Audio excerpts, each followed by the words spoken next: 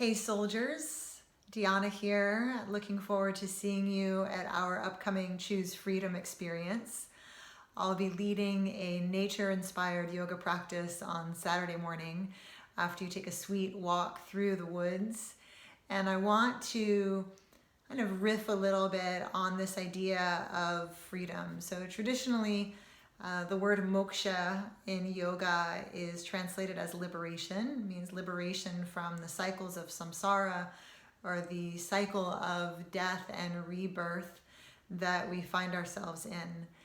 And when we consider the word freedom, often we think about our own individual freedoms, the way that we might be able to do or say whatever it is we want, whenever it is we want, or to have whatever we want when we want it.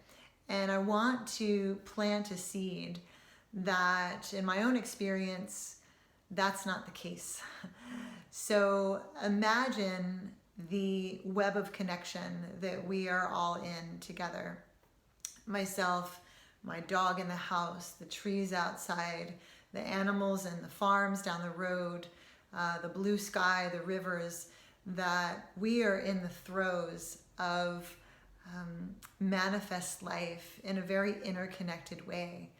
So my choices affect your choices, affect their choices, affect their choices. And it's important to remember that the individual freedom is not really individual, and that my liberation is tied up in your liberation. And when we remember this sense of connection, when we allow ourselves to really feel the pulse of life unfolding every single moment, that's where we find freedom. That's where we find, I think, the freedom that the yogis were talking about. I'll see you soon.